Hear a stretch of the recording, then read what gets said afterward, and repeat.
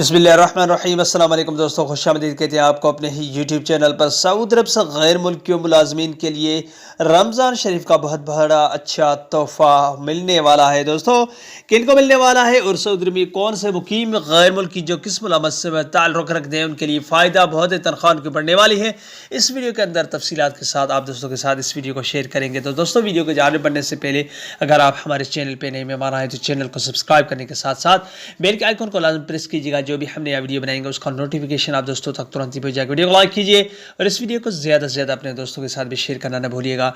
तो दोस्तों, खादमेन हरीफेन शरीफेन की खिदमत तो सऊदी अरब के अंदर सराही जाती है, मगर मक्का के अंदर हरमैन शरीफेन जो मुफ्ती अब्दुर्रहमान अल सुदैस ने ऐलान किया है कि सऊदी अरब के हरमैन की खिदमत जो मुलाजमीन करते हैं, गैर मुल्की तारकीन करते हैं, सऊदी अरब के अंदरूनी इलाके वाले जो करते हैं, जो भी उन भी काम के हदूद में काम शुमार है, तो उनकी तरबियत के लिए मस्जिद अच्छी तरबियत उनको दे दी जाएगी। जो भी सऊदी अरब के अंदर उमरा ज़ायरीन हज ज़ायरीन आते हैं उनकी बेहतर से बेहतर तरबियत, बेहतर से बेहतर खदमात हासिल कर सकें। दोस्तों, उन्होंने कहा है कि उनकी तनख्वाह रमज़ान शरीफ में बढ़ा दी जाएंगी और उनकी सहूलियात मज़ीद बढ़ा दी जाएंगी। और तनख्वाह के हवाले से उन्होंने बात कहा है। डॉक्टर अब्दुर्रहमान सुदैस मुफ्ती है जो सऊदी अरब के नाइब मुनीब है और सऊदी अरब के अंदर मक्कतुल मुकर्रमा में हरमैन शरीफेन की पेश इमाम भी हैं और खुतबाए भी देते हैं। और कुछ आलिम दूसरे भी हैं, मुफ्ती